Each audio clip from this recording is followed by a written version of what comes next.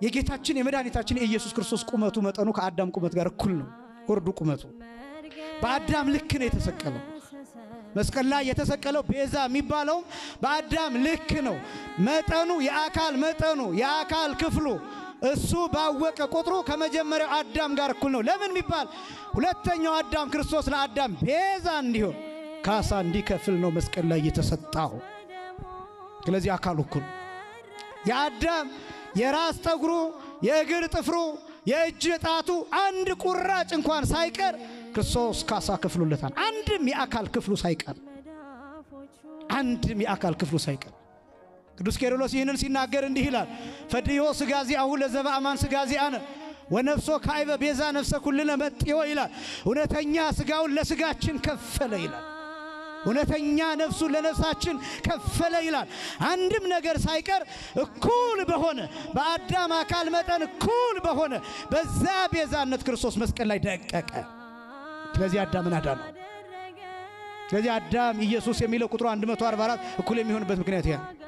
በጣም ደግሞ የሚገርመው ወንጌል ላይ እንዲህ የሚል ምልክት ታገኛላችሁ።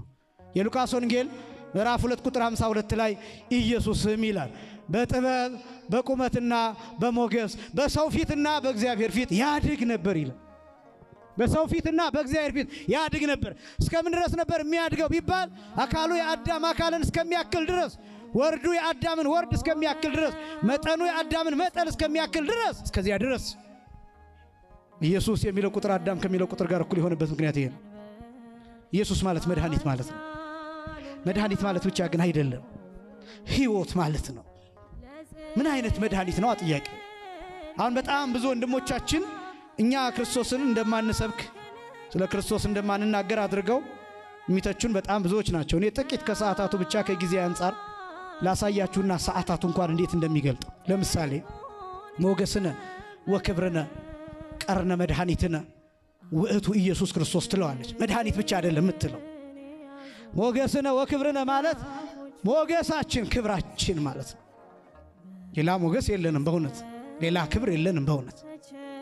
የጻድቃን የሰማዕታት ምልጃ፣ የሰማዕታት የጻድቃን ክብር መጨረሻው ጌታ ጋር ማድረስ ነው፣ ክርስቶስ ጋር ማድረስ ነው። በደንብ ማወቅ አለባቸው። የጻድቃን የሰማዕታት ምልጃ፣ የቅዱሳን ምልጃ፣ የመላእክት ተራዳይነት ወደ ክርስቶስ ማድረስ ነው፣ ወደ ቤዛነቱ ማድረስ ነው። ይሄን በደንብ ማወቅ መረዳት አለባቸው። ሞገሳችን ክርስቶስ ነው፣ ክብራችን ክርስቶስ ነው። ከዚያ ቀጥሎ እንዲህ ይላል አባ ጊዮርጊስ ዘጋስጫ ቀርነ መድኃኒትነ በሉ እስኪ ሁላችሁ ቀርነ መድኃኒትነ ውእቱ ኢየሱስ ክርስቶስ።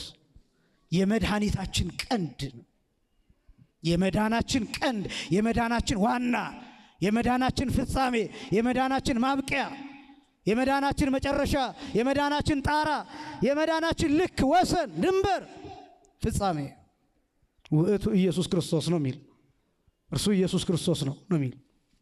ይቀጥልና አባ ጊዮርጊስ ዘጋስጫ ትዕምርተ ሰላምነ የሰላማችን ምልክት ትምህርተ ሰላምነ ይላል። የሰላማችን